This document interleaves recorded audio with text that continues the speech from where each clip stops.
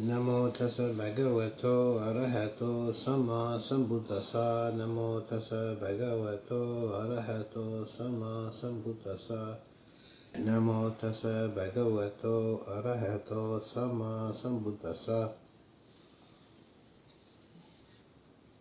It's one of the peculiarities of the linguistic traditions that have arisen around Buddhism and the way it's spoken of in English, that we talk about the Buddha's enlightenment. That is kind of an odd word. It's, of course, very common. It's used all over the place, but it's not really a good equivalent to anything in the Pali. Instead, we have a few different terms that are used. One very common is a bodhi, which means awake. And the word Buddha is a variation, a grammatical variation from of bodhi. The root would be the verb bodheti, to wake up. So this is one meaning of this experience, is to be fully awake. And anyone who is not an arahant is to some degree sleepwalking. They're not fully awake. They haven't yet escaped completely from the stupor of ignorance.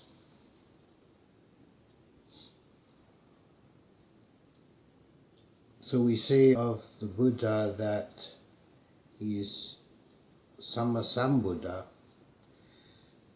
fully awakened or perfectly awakened by himself. This is one of the categories of a fully awakened being. There are Arahants, Pacceka Buddhas, and Sammasambuddhas. Arahant is one who has awakened during the dispensation of a Buddha. So this is also called Sawakayana, the way of the disciple. Pacceka Buddhas and Sammasambuddhas arise during periods of time when there is no teaching extant in the world, and they do it by their own efforts. The Pacceka Buddha is a solitary or silent Buddha, because their experience is one that doesn't leave an impact on the world at large. They don't establish a sasana, a teaching that survives their death. A Buddha is Sammasambuddha, is the highest form of awakening. And a Buddha has a huge impact on the world of his own time and in subsequent generations. His teaching is established and survives and carries on for some period of time. And the characteristic all of these have in common is being awake, being fully, absolutely fully conscious, having eliminated any vestige of unconsciousness or ignorance in the mind.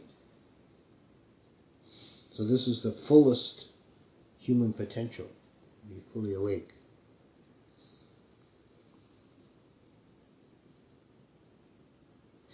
So this is something for us to strive towards, to become more wakeful.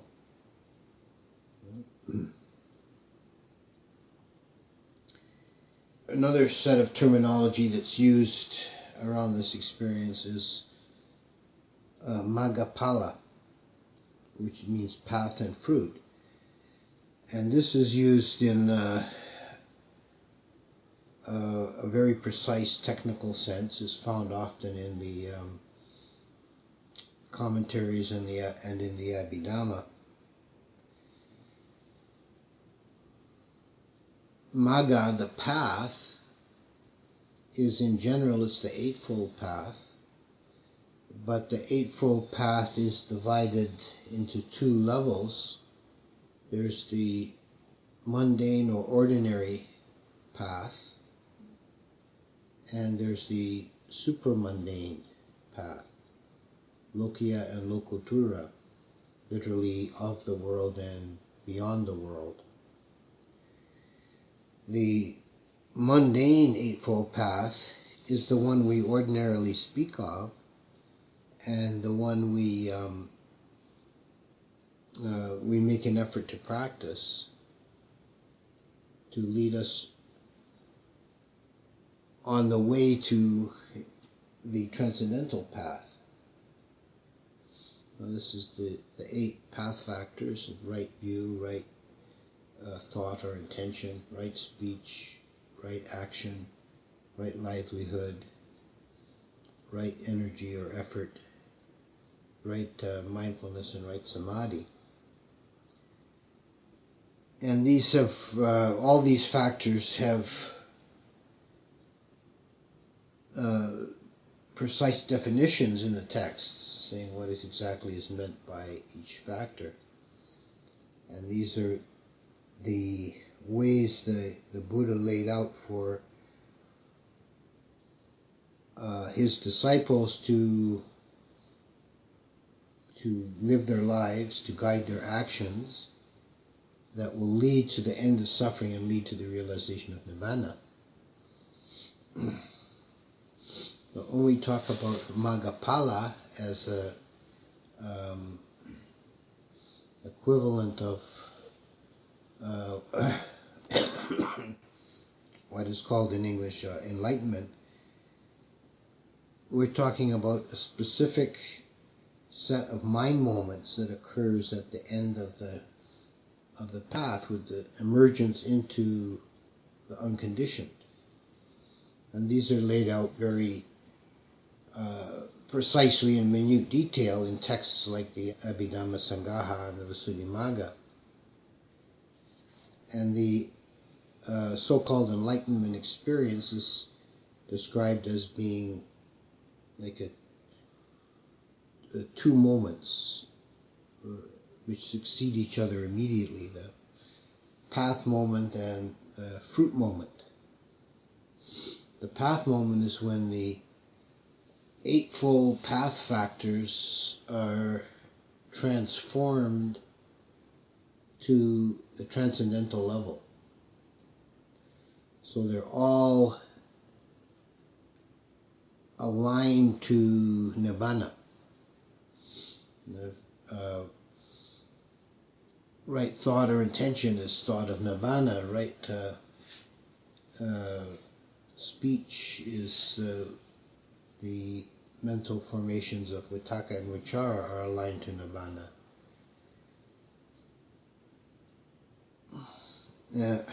Even the path factor of right livelihood, which seems like the most mundane kind of a factor. In ordinary mundane path, it refers to how we make our living in the world, which is to say how we procure nutriment. In the transcendental path, we're not talking about physical nutriment, but the nutriment of consciousness. And the mind is feeding only on Nibbana. So all the 8 path factors come to this convergence, that they're all focused on the unconditioned. And the immediately succeeding moment is called pala, or fruit. It's the entrance into the unconditioned, Nibbana. It's the fruit of the path.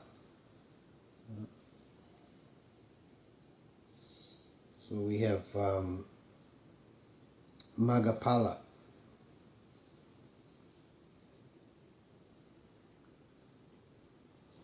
one kind of curiosity or controverted point about this distinction of Maggapala.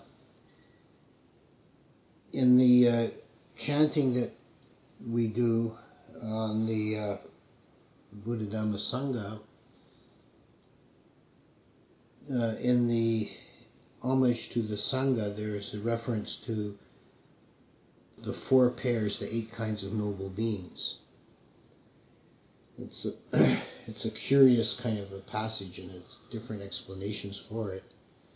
But the common explanation, and the one that's found in the commentaries, is that the 4 pairs are one on the path to stream entry, one having the fruit of stream entry,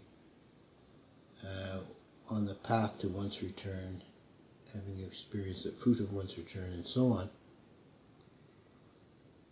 If this is interpreted according to the commentarial explanation, it becomes sort of contradictory, because someone on the path of stream entry or one's return, etc., is only there for a single moment. So it's kind of odd to think of, we honor those who are currently experiencing that single mind moment. If the odds of there being anybody at that moment experiencing that is slim.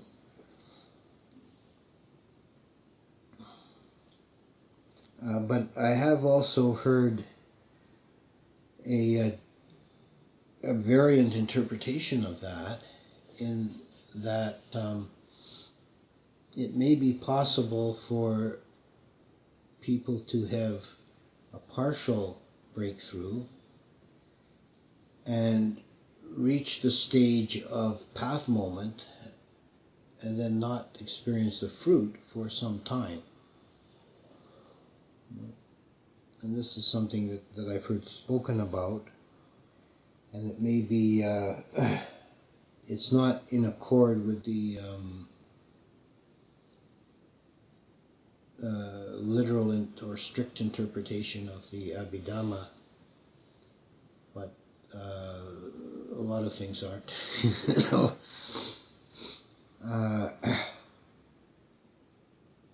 just to mention that as a possibility. But in any case, the meaning of Maggapala is the transcendental path and the realization of the unconditioned path and fruit.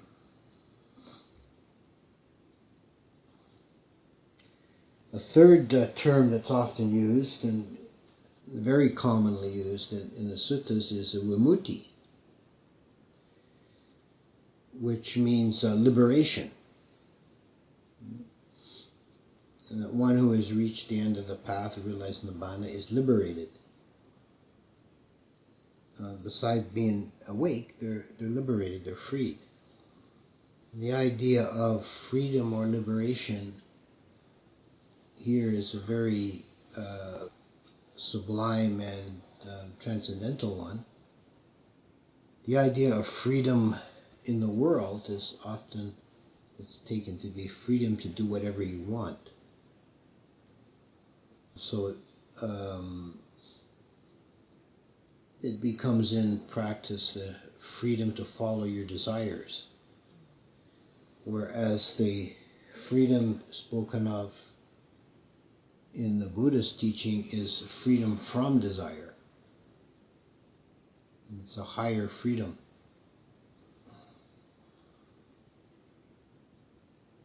There are a lot of texts that deal with this imagery of bondage and freedom.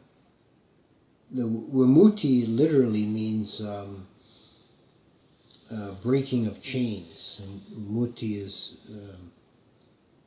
to be bound or chained, fettered, and vi is to cut. So it's literally breaking of chains. And there's a set of defilements that are called the samyojanas, the 10 fetters, Um, Yojana is the same root as yoke in English. And another variant from that is yoga, which is various practices of constraining the motion of the body or the breath or the mind, are yogas. But the more general meaning is to be yoked or bound. And samyojanas are the 10 fetters that bind us to existence. And they're broken by various stages of awakening or of vimutti. There's a personality view, right and ritual clinging, and skeptical doubt are the lower 3, broken by stream entry.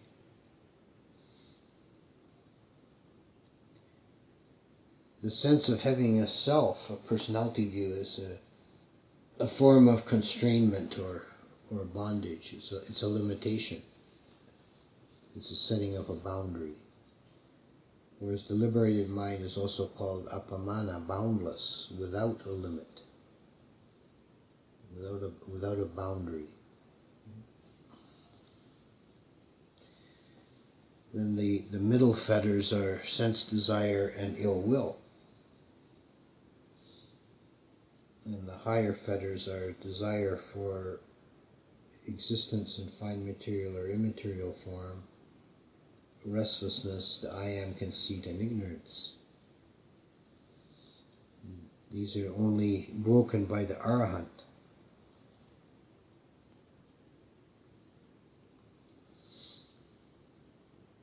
There's another set of defilements, the niwaranas, the hindrances, that particularly obstruct the mind from developing samadhi. And there's a set of metaphors for these that mostly center around some variation on the idea of bondage and freedom. The fetter of sense desire is compared to being a slave. This is when you're a slave, you're not free to go where you want and do what you want. Your master tells you where to go and what to do. And if you were a slave and then you were liberated from slavery and set free, you would rejoice in that. You would find it wonderful to be free, to go where you want and do what you want. And the fetter of sense desire is compared to that state of slavery, because we are impelled by our desires to where to go and what to do.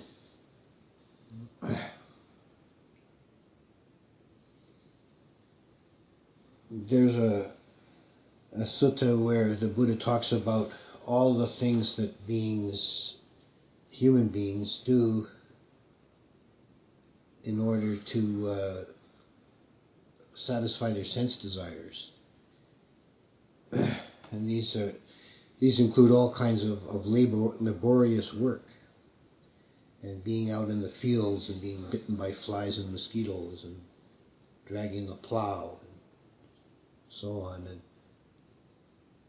And then the efforts made once one has acquired some desired objects, the necessity to protect it and safeguard it against fire and flood and thieves and greedy relatives and kings. And how beings go to war. They'll strap on sword and shield and hack and hew one another to satisfy sense desire. So we're impelled to do all kinds of things to satisfy desires.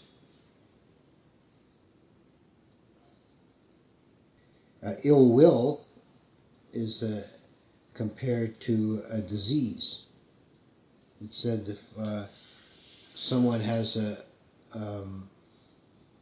a sickness and then is cured from their sickness, and they feel joyous and happy, and they're no longer experiencing the sickness. And this, like, anger, ill will is like a sickness. It contorts the body and the features, and it burns you up, and it's unpleasant. Of all the defilements, it's one that's unpleasant even in its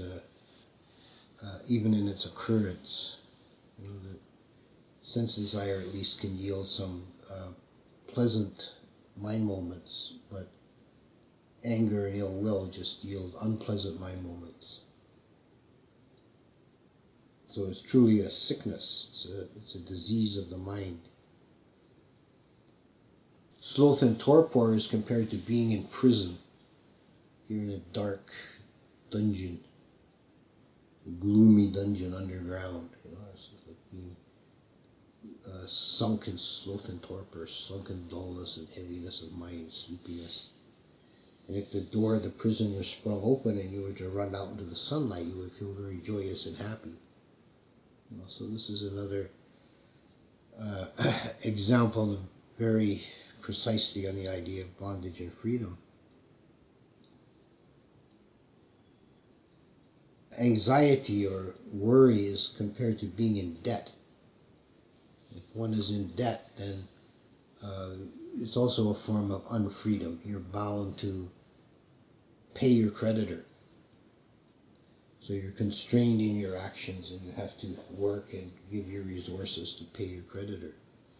So when you have anxiety and worry, your mental energy has to go to keep feeding that worry. And if you could be free from your debt, if your debts were paid off, you would feel joyous and relieved. So if you could get rid of anxiety. So this is also a variant on bondage and freedom. And the last one is skeptical doubt, which is compared to being lost in the desert without a map or a guide. And you wander hopelessly in the desert. And if you were to find a way out of the desert, you would be, if someone were to come along and show you, point you the way out of the desert, you would be happy and joyous. And so it is if you can get rid of uncertainty or skeptical doubt.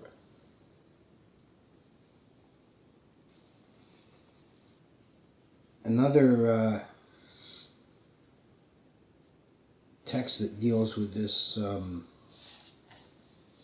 concept of bondage and liberation is a story about Saka in his perpetual war with the Asuras and the Asura king Wapachiti. It said that at one time the Devas were victorious in their war, and Saka had captured Wapachiti, the king of the Asuras, and had him bound head and foot in the palace hall. These were magical bonds, in that if Wapachiti in his mind thought of peace and goodwill, then the bonds were loosened and he could walk about and was free to move. But if he thought ill will and anger against the Devas, the bonds would tighten up and he'd be constrained on the floor. And the Buddha tells this story to his monks, and he says, "You may think these bonds are marvelous and tricky, but they're 1,000 times more marvelous and tricky are the bonds of Mara that hold you in bondage to the six senses." And this is the meaning of the idea of being in bondage is that these six senses are as long as they're sources of desire, they're bonds that hold us imprisoned. That we're constrained in our actions. We're driven to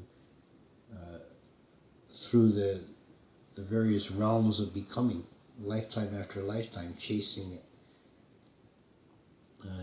desirable objects. And the mind that's gotten free of these bonds is said to be luminous, boundless, and to have no footing anywhere.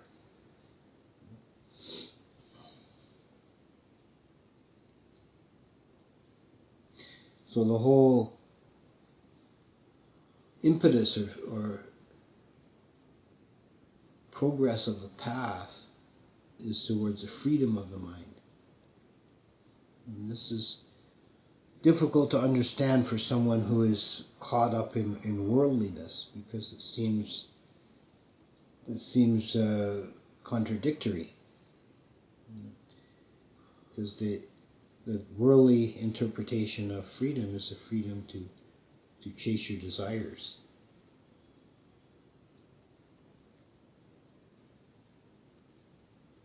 And it's not easy to understand at first the liberation from desire as the higher form of freedom.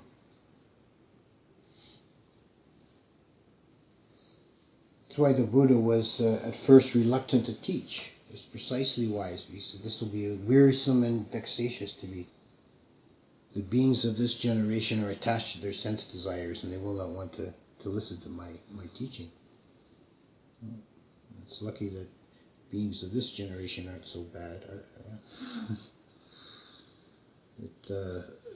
This is why the Buddha was reluctant to teach, because he knew that it's difficult teaching to take on at first.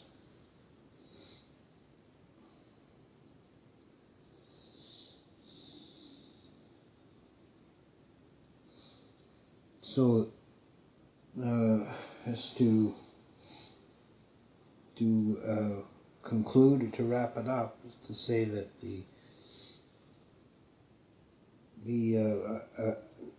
one of the most common models of describing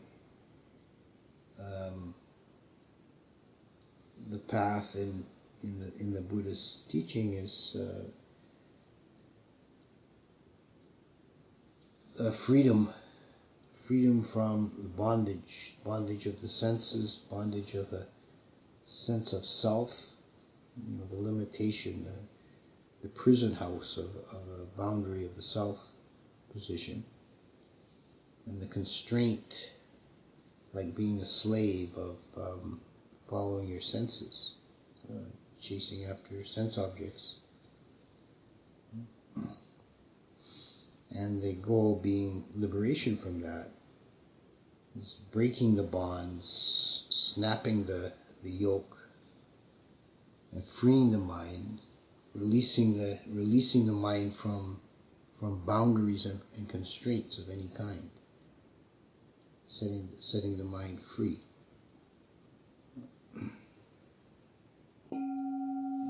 I'll stop there before my voice gives out altogether.